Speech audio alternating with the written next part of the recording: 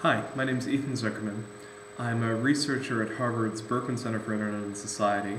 I'm also the co-founder of a group called Global Voices. Global Voices is an international community of webloggers, citizen media folks, and activists of all stripes who use the internet to try to get their message across. And I was asked a couple of questions about online activism by Camille and wanted to share some thoughts here.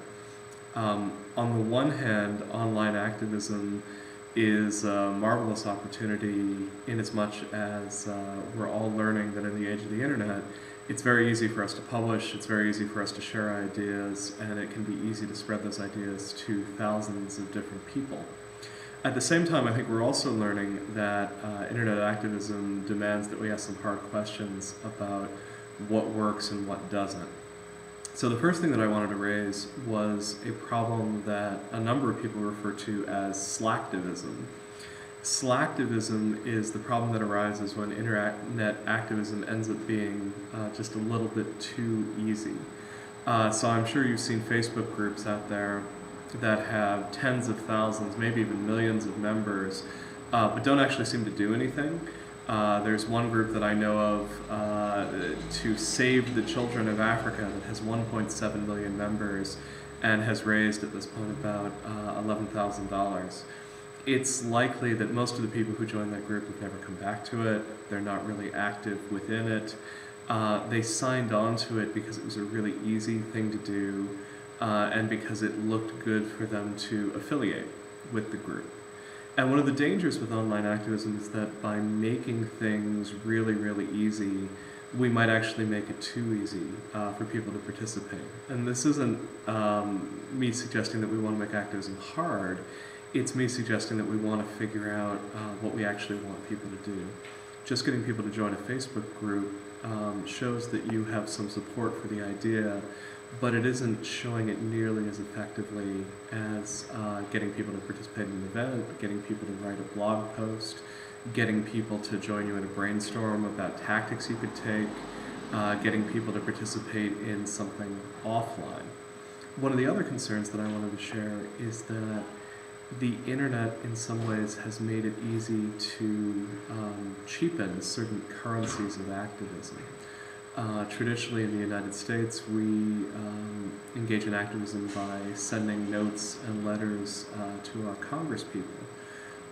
And when email became popular, it became very popular to start sending email to your congresspeople. But of course, email is really easy to send. Someone can send you an email, you forward it, it comes out under your name. And at this point, senators and representatives have learned that an email is sort of worth a lot less to them than an actual paper letter or a phone call. So in some cases, when activism becomes very, very easy, you lower the cost and therefore you sort of lower the value of what's coming out of it. So the two things that I want to suggest to you, the first is that when activism's too easy, people understand that it didn't require much effort and therefore might not require much commitment.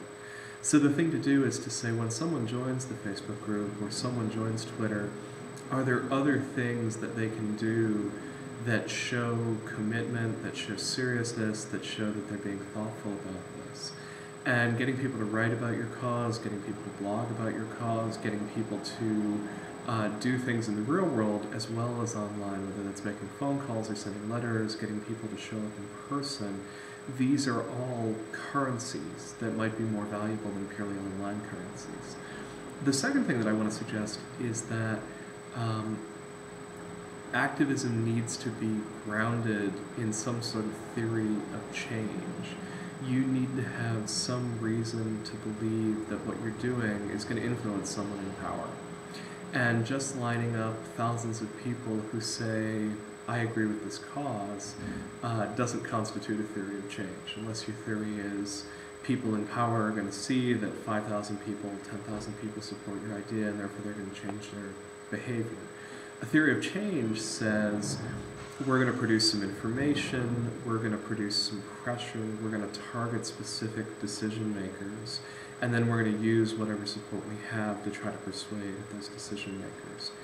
when you're using online techniques, it doesn't release you from that obligation to develop a strong theory of change, to figure out who it is that you want to influence, what channels are going to be most influential to them, and how do you use your online tactics to assert that influence. So I hope that's a helpful observation. I appreciate the chance to talk with you, and I wish you good luck in all of your online activism. Thanks very much.